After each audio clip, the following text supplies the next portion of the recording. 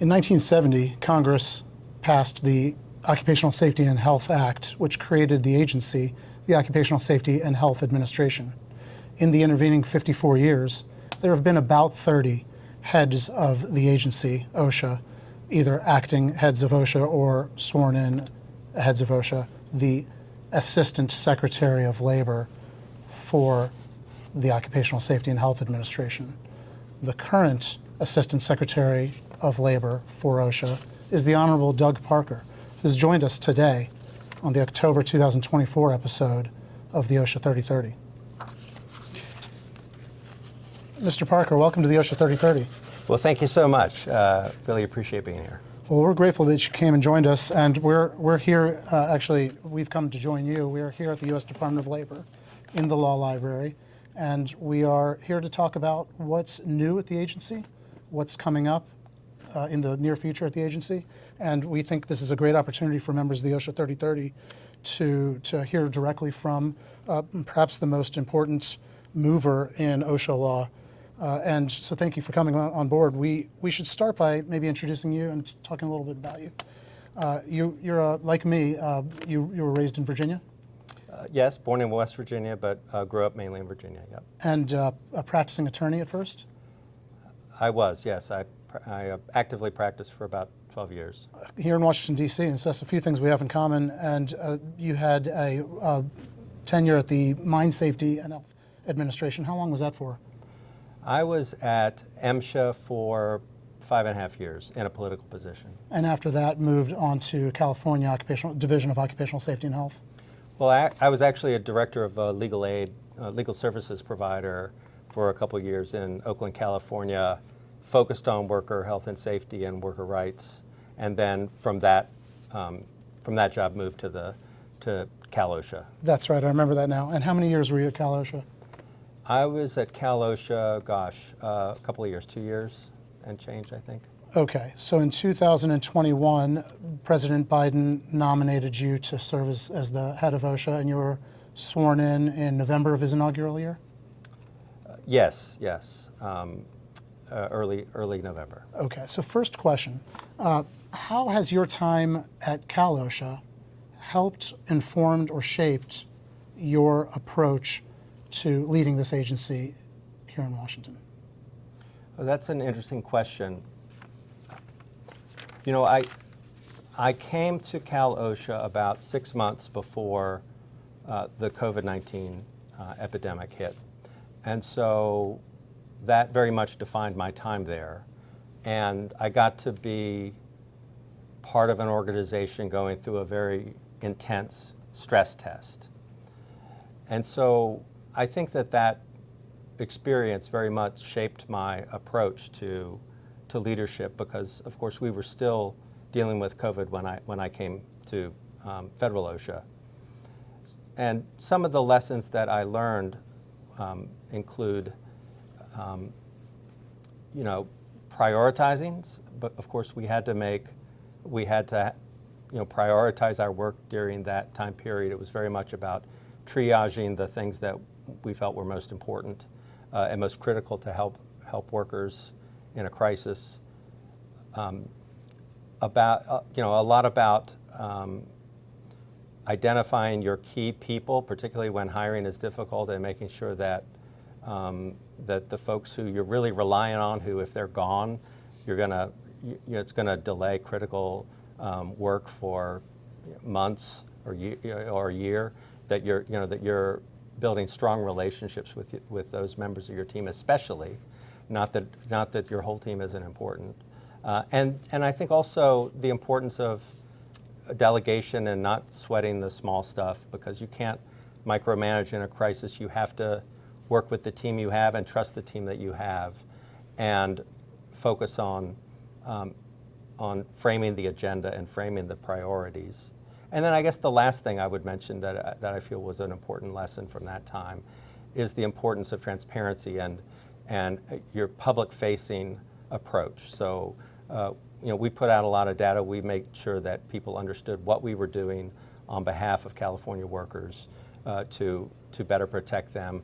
Putting out, changing how we put out data so that it would be more timely and that sort of thing. So just not forgetting the part about not just who you're serving, but the fact that you have to earn their trust to be an effective agency. Well, I think you've done a good job of that. Last month, you and I were both presenters at the American Society of Safety Professionals conference in Denver.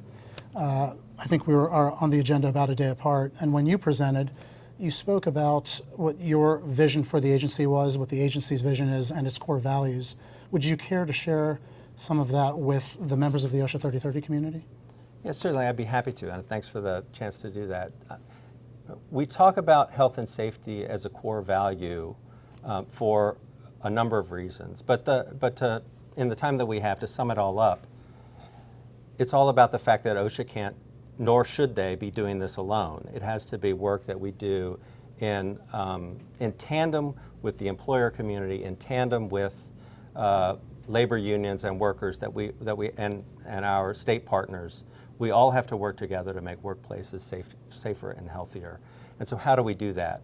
I strongly believe in a values-driven approach for a number of reasons. One, compliance is an incredibly important tool that gets you to here. You know, compliance is in some ways a floor, right? Necessary but not sufficient to get us to where we want to be.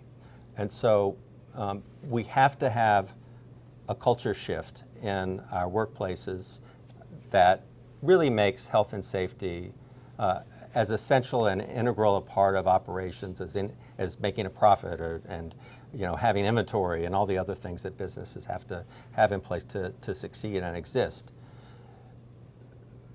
For us, that's about three main points. Management leadership, finding and fixing hazards and having a systematic approach for doing that, so health and safety management systems, and meaningful worker participation.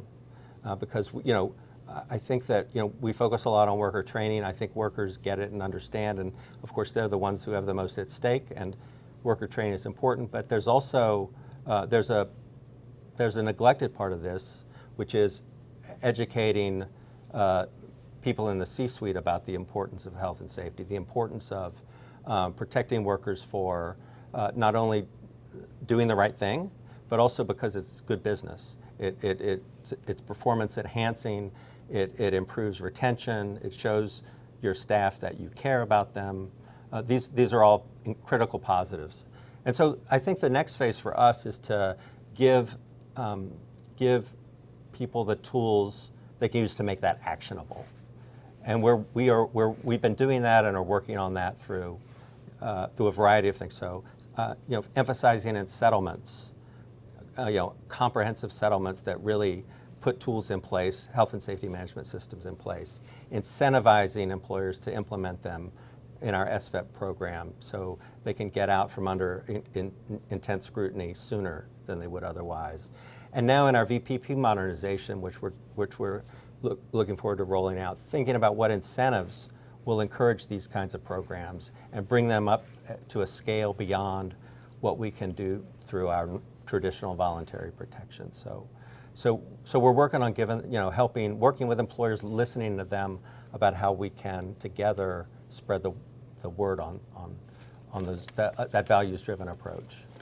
I think those are all important values, and you and I have chatted about this. I think when you elevate workplace safety to a level of primacy at the agency, there has to be a focus on safety being the motivating factor for all of the requirements that the agency imposes upon the employer community.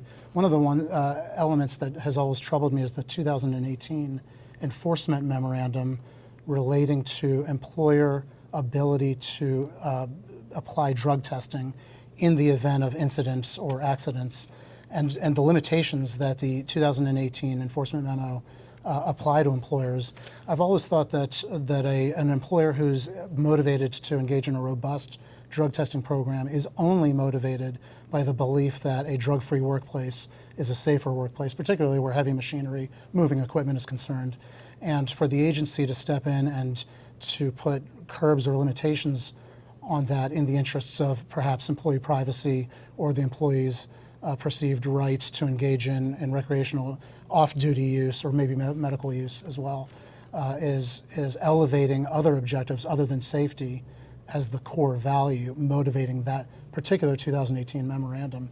And I was curious if you'd be willing to ask the agency to go back and re-examine that 2018 drug testing memo under the light of your expressed core values for the agency and for workplaces.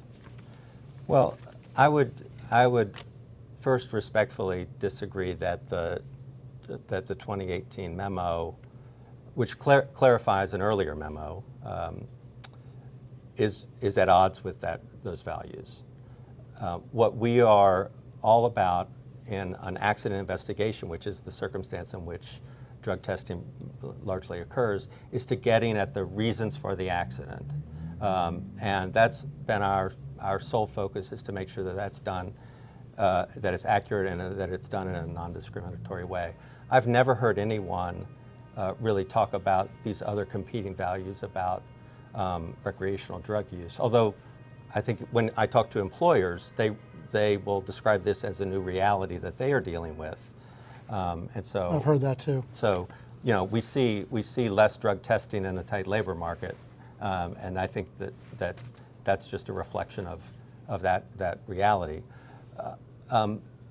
Our drug testing, that drug testing memorandum that you're talking about, simply requires that drug testing be done in a non-discriminatory way, and our goal is to focus on causation of the accident. So I'll give you a couple of examples of why the prior approach was problematic. And I think if you talk to health and safety experts, a lot of them would agree that it was outdated. We had situations where employers were only drug testing the person who was injured.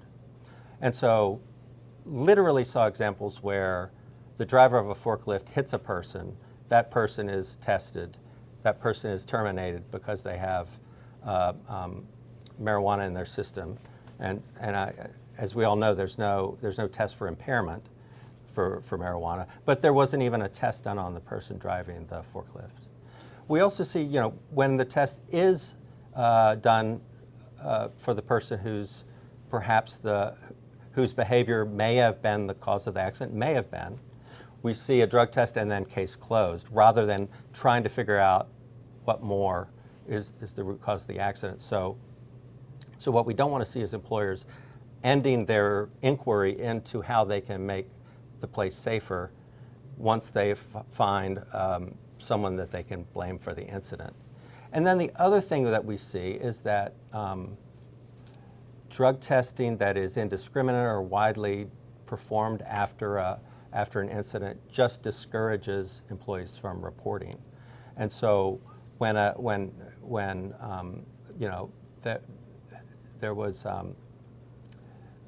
I think of one workplace where someone said, you learn after one incident not to report another one because of the consequences that happen in the workplace after that incident in the drug testing. So now this is maybe not emblematic, but it's multiple examples of how drug testing is problematic if it's not done responsibly and done in a way that's focused on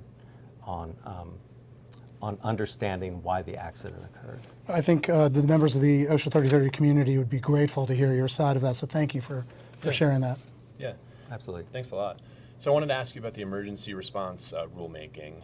I think just last week, actually, OSHA issued a communication to stakeholders about that rulemaking. I was just wondering if you could just kind of provide a little bit of an overview of that, what message the agency was trying to get across in terms of the updates with that rulemaking.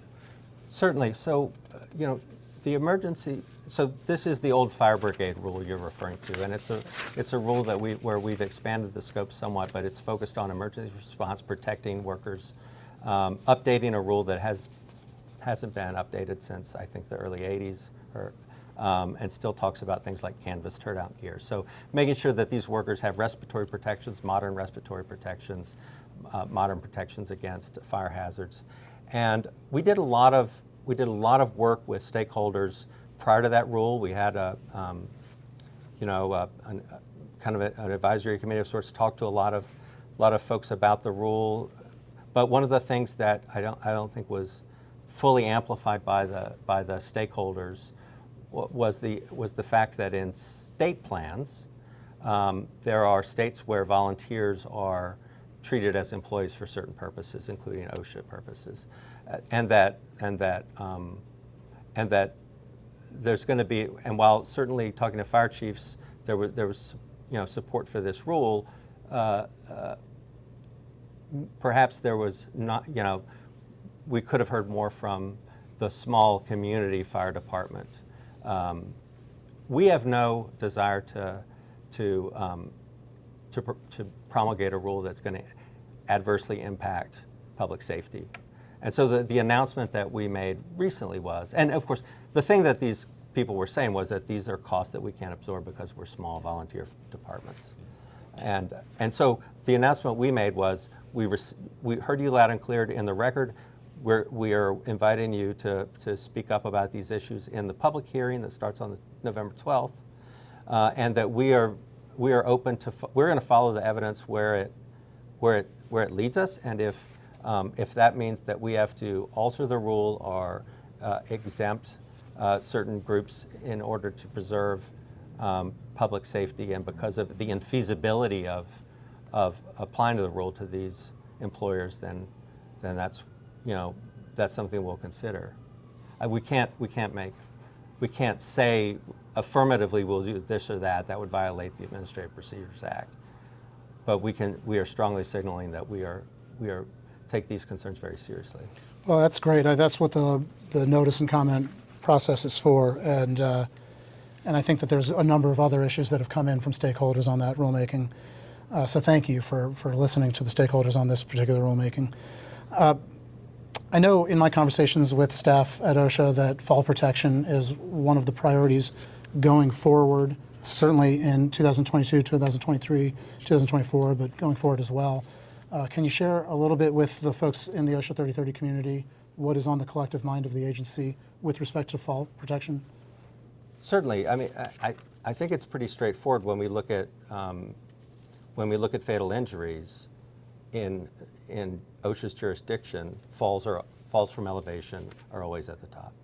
They Right. account for an astronomical percentage of deaths. It's, Almost 13% of all fatalities.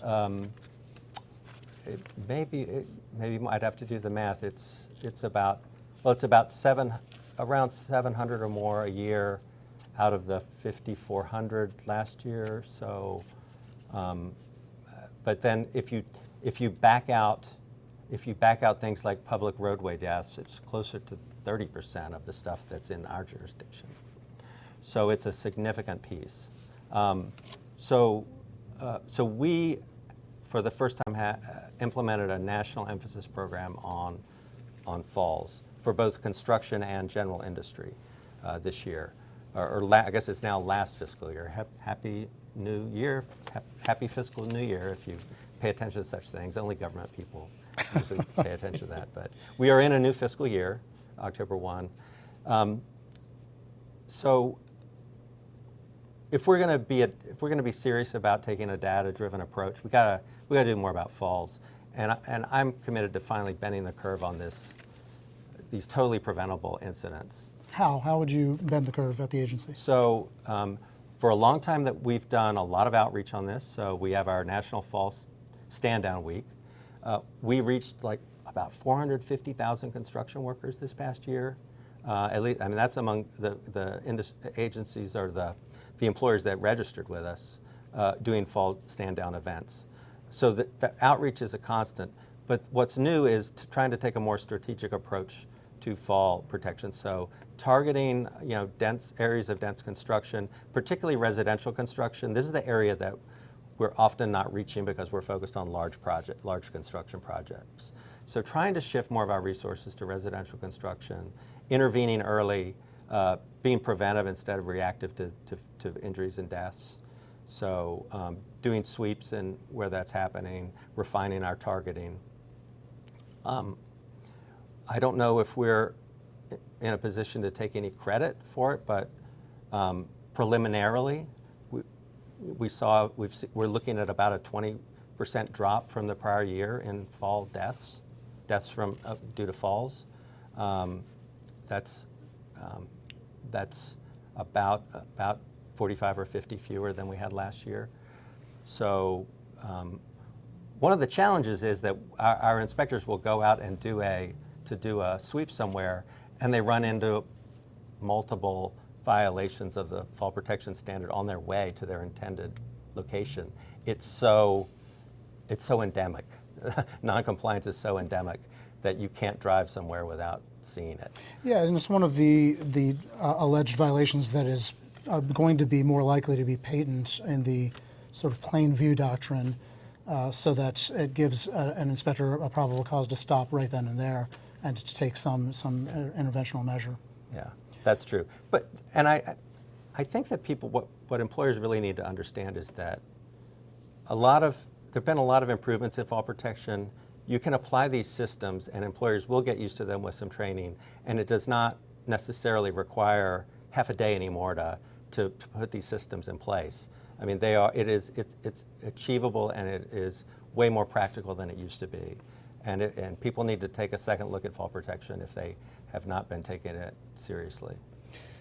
This is great. I'm grateful to you for helping us understand the agency's initiatives with respect to fall protection. I think another issue that we wanted to hear about from you and going forward, what the agency's thoughts were with respect to warehousing, distribution centers. I've heard a lot for 3 years that this is an important subject to the agency. I know that you testified before the House committee, maybe it was 2023, and the chair of that committee was Representative Kevin Kiley from California, who's been on the OSHA 3030.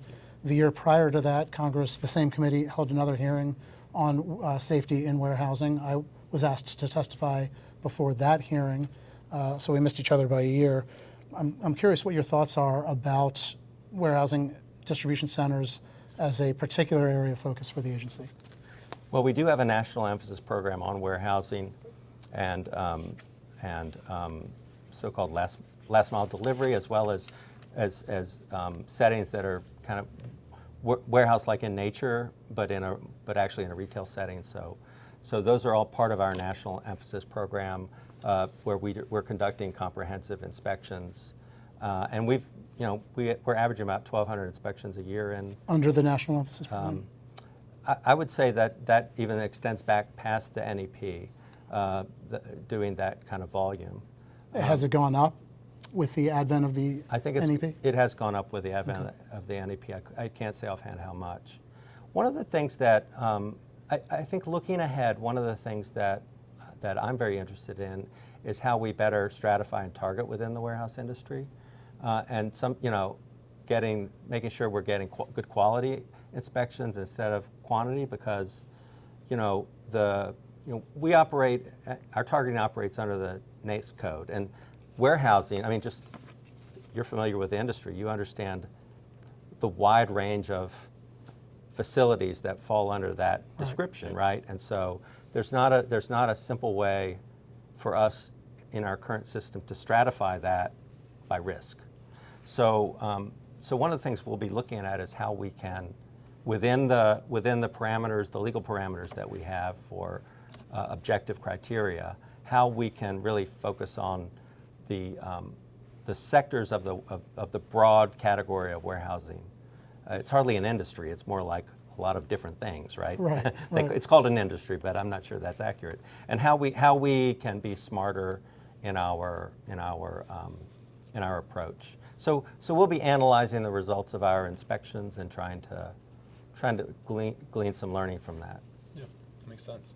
So just a couple months ago, Manesh and I covered the heat stress rule on this program, on the 3030. We've been getting a lot of questions about it from our Comment listeners. period expires December 30th? December 30th. Yep. Yeah. I think as people are trying to decide what comments to make, we've been getting a lot of questions. I was just hoping you could just give an overview on kind of that rulemaking and where it stands and where the agency would like to see that go. So certainly. So we are. This is probably our biggest rulemaking priority right now. We applied a 120-day comment period because we recognize the complexity of the rule in terms of Not that the rule itself, not that the text is particularly complex, but that the application to so many industries raises lots of issues. And also that we have lots of questions that we have posed to the public to assist us in answering. One of the things that a shift in OSHA's approach to rulemaking recently has been, rather than to draft a fully crafted, like a near final rule and then put it out there for people to just take shots at and not feel like they're having a voice, is to be comfortable with a little more uncertainty in our rulemaking and let the stakeholders' information provide important gap filling, and I think serve the goal that is intended by notice and comment, to really be more open to listening just in how you structure your approach. So we have lots of questions we're looking for answers to. We're looking for data about productivity. We're looking for what's worked, what hasn't, how employers have taken, how they've applied more flexibility, how they address things like acclimatization in light of the productivity challenges. There's a lot of questions there that we've asked. We have also received, I'm aware of one request for an extension that is under consideration, but we'll wait and see how the process goes before we entertain that. It's a big subject, and certainly an enlargement of the comment period would be of great benefit to a lot of stakeholders, not just employers, but the full panel of stakeholders, because there's so much to consider. And I think one of the challenges is to parse out the source for heat stress from environmental conditions, the physiological response, introduced heat from various activities, operational activities at a manufacturing center or other kind of operation. And so there's a lot for folks to parse out, and one question needs to be divided three ways. Every question needs to be divided into those three different considerations every time. So you have a lot to sort out on your plate, and I think so do the stakeholders during this comment period. Yeah, I mean, I just going back to your first question about things you learned from things I might have learned from Cal OSHA, which has had, by the way, for the benefit of our members, has had heat regulation in place for a long time now. So I would just if you're interested, go back and find the first draft of the indoor heat rule that Cal OSHA put out, which was addressing all these different factors, and employers were really unhappy with its complexity, and so that you're accounting for exertion level, and that you have variable thresholds depending on exertion level, that there's an explicit criteria for impermeable clothing, and what we found was that this is the struggle, right? Like you have to balance like kind of, I don't know how to say it during the comment period without and keep it general, but you have to balance like precision with practicality of implementation. Sure, we hear from a lot of safety and health professionals and in-house counsel that if a program is easier to administer at the workplace, they're more likely to get it right. And maybe it won't be as effective, it won't reach as deep as a more complicated rule until you compare a total population of people who aren't complying with the rule at all because it's just too complicated. And so there's always that balance, and we hear that a lot from the employer community. Yep. That if you can keep it as simple as possible, you're more likely to get a higher degree of achievement. That's the challenge, I think, with heat in particular. Yeah, I mean, our proposal's out there. It's certainly an effort to strike a balance between the prescriptive measures and performance-oriented flexibility, and so we're curious to hear how good a job people think we did, and not only, and the other thing I would say to commenters is don't just, if you don't want a rule, make the case for not having a rule, but we'd also encourage you to also have an option B where you offer solutions and alternatives and help us understand if this rule does go forward, how it can be done in a way that can at least somewhat address your concerns. Yeah, how to make the rule better. How can we live with it? How can we administer it more practically? And what are the sort of feasibility considerations? Those are, I think, helpful for stakeholders and for folks in the OSHA 3030 community. You're hearing it here from the Assistant Secretary of Labor himself. He wants to hear in those comments what feedback you can give on this heat standard. I think it's going to be one of the most significant rulemaking initiatives in the full panel of occupational safety and health standards. So talk to your industry groups, coordinate, gather data, prepare feedback for the agency that will help shape a heat standard that is something that we can all coexist with. I think that's the message. Well, we are looking for an effective rule, protective rule consistent with the Act, and also consistent with the Act in that it is feasible and grounded in, evidence grounded. So. So I wanted to ask about the infectious disease standard. In light of the Supreme Court's decision on the COVID rule, is OSHA's intent to still move forward with developing an infectious disease standard? Yes. Our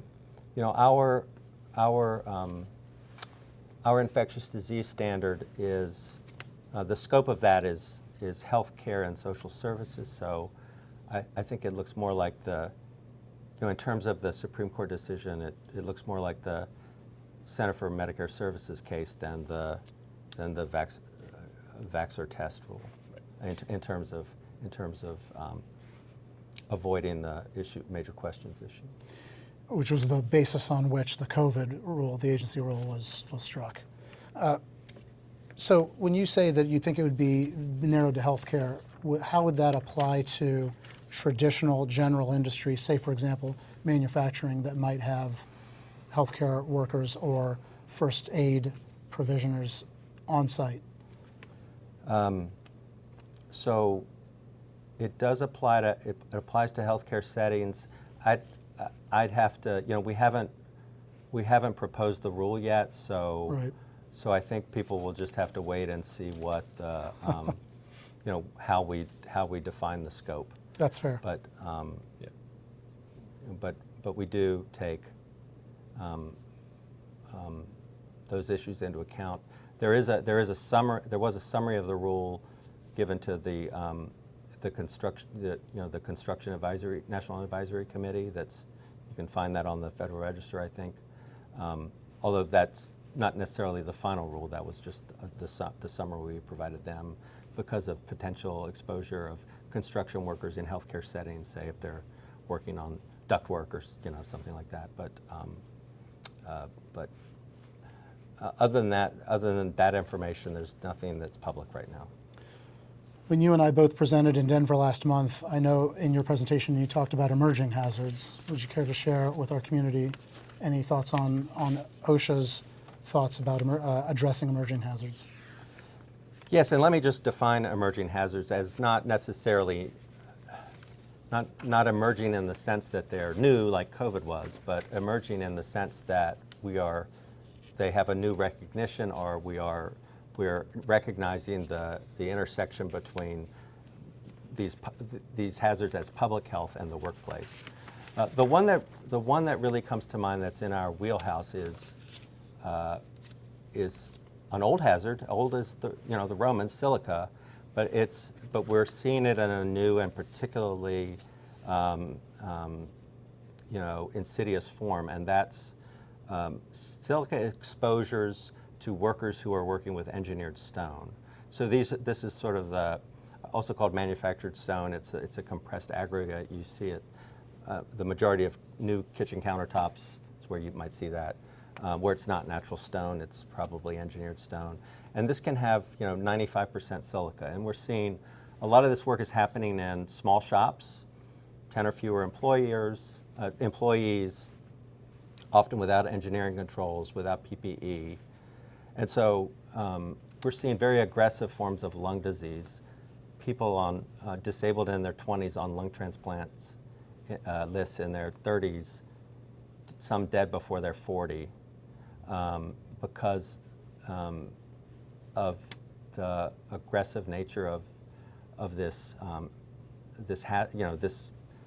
the degree to which they're exposed to silica, and then the aggressive nature of the disease with these levels of exposure. So one of the peculiar qualities of respirable crystalline silica is the connection between a very large occupational load of exposure and a long period of exposure, added onto that a very long latency period for the manifestation of disease. And what you're saying is that with these engineered stone products, there are querulous anecdotal cases where you don't have long periods of exposure and long latency periods for manifestation of onset of disease. You're seeing that at much earlier ages and much more shorter tenures on jobs with exposure, and that is a phenomenon of particular interest to the agency. Did I get that right? That's exactly right, because the nature of the work means that people are exposed for their full shift at a high level. There's also some studies that point to the resins and the processing that perhaps affects the structure of the crystals that makes it that makes the respirable dust. It goes deeper in your lungs, and that it is more impactful, more harmful to you. What we know is that, what I believe, and what we know is that people are going to look back in 10 years and say, "What did you do about this?" Because I see this as sort of the black lung of our time, and it overwhelmingly affects these young, vibrant workers, usually immigrant workers, who don't understand why they are going to the doctor and are told they need a lung transplant. It's just an awful situation. And it's largely hidden just because of the nature of how the work is diffused out to small shops. Right. This is happening at the consumer installation site in most cases. Is that right? So it's happening in shops where so it comes in squares, and then it's custom shaped to fit the counter where it goes. There's also work that's happening in the installation itself, but it's really the cutting, shaping, and polishing in the shop before it's put on the truck and taken to the customer's residence. Okay, thank you for clarifying that. I think it's important to hear some of the issues like that are important to the agency. So thank you for sharing that. Anything else you'd like to share with the folks in the OSHA 3030 community? Open question. I'd just mention a couple of our non-enforcement initiatives. So mental health is a huge issue, and one that we're very focused on. It also crosses over into traditional health and safety because, some studies suggest that, hundreds of thousands of injuries a year are related to stress and lack of situational awareness and distraction because of the stress that people are bringing to work, or experiencing through work that's negatively impacting them. But our focus has been to this point primarily on mental health and suicide prevention. Take a large industry with a relatively high fatality rate, construction, where you're just above eight workers per 100,000 after you kind of adjust for hours. The suicide rate among construction workers is at least 5 to 10 times that rate. It's just a shocking number to think that these construction workers are who we stereotype as like big burly guys who kind of push through their emotions, are going home and killing themselves at an epidemic level. At substantially higher rates than general industry rates. Yes. Or has that been studied? No, that's established about 4 times the Okay. general population. I don't know if general population. normalized for workplaces, but that's pretty close when you consider workforce participation. And it's age adjusted too, so that's like working age people. So it's a huge problem that we are working hard with both industry and with unions and others to put measures in place to just make sure people are talking. We're not asking employers to be therapists, but we have tools on our website where employers can go and find tools that will at least start the communication, where if they hear of someone being in a bad place, they know how to get the help that person needs, and they have some chance to intervene. Of course, fentanyl and other drug overdoses are another huge related problem. So we're happy to be working with National Safety Council to be talking more about putting Narcan in workplaces. Does OSHA have a position as to whether an employer should or should not be placing Narcan on the work premises? I think that every employer, you do a risk assessment, so I don't know that it's necessarily universal, but yes, we certainly encourage it, and I think that that's without looking at all the kind of legal issues that employers might face. But we think that it's one of those issues where when you see the amount of the level of drug overdoses that whatever concerns people have, that the need to provide protections really outweighs whatever other concerns might exist. Of course, people need to know how to use it and that sort of thing. So, there's a training requirement. But I would, I think they have very capable attorneys who can help advise them on how to appropriately implement programs like that. And so that's mental health, and then the other one is transportation and driving deaths. We don't really enforce much in that area, but following the evidence, there's so many deaths from that, from public roadways and transportation. Again, we just want to encourage employers to have good programs on distracted driving. Follow their disciplinary practices. Don't just wait until there's an accident to apply your discipline policies. Use them in a progressive way. Try to always train and encourage people to follow the rules first. But don't wait until there's tragedy to be counseling people on distracted driving. And by all means, don't forget about your own responsibility. Don't think about what you're expecting of employers when they're driving. Do you have a complex computer system you effectively expect them to operate while they're behind the wheel? To understand their delivery routes or whatever it is else they might be doing. They need to just be driving if they're behind the wheel. Right. Okay, last question. You know that the OSHA 3030 listeners are skewed towards being particularly dedicated to workplace safety and to being leading corporate citizens. If there is an opportunity for you to have something more newsworthy from the agency or from any of your staff, not necessarily from you, would you or your staff be willing to come back on the show?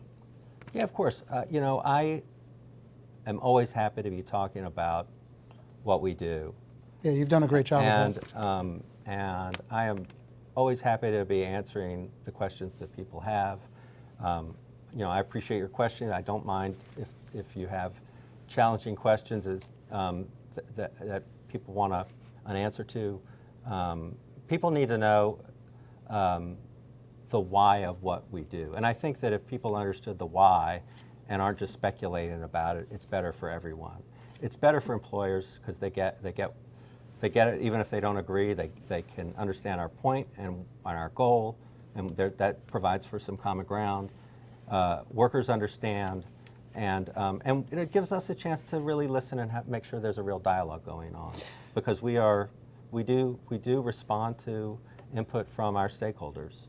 Yeah, and I was just about to say that. I think it's a two-way street. Employers, the employer community, the stakeholder community generally, needs to explain the why and the data, the reasons behind their objections to specific elements of any rulemaking that's underway, including the heat stress proposed rule.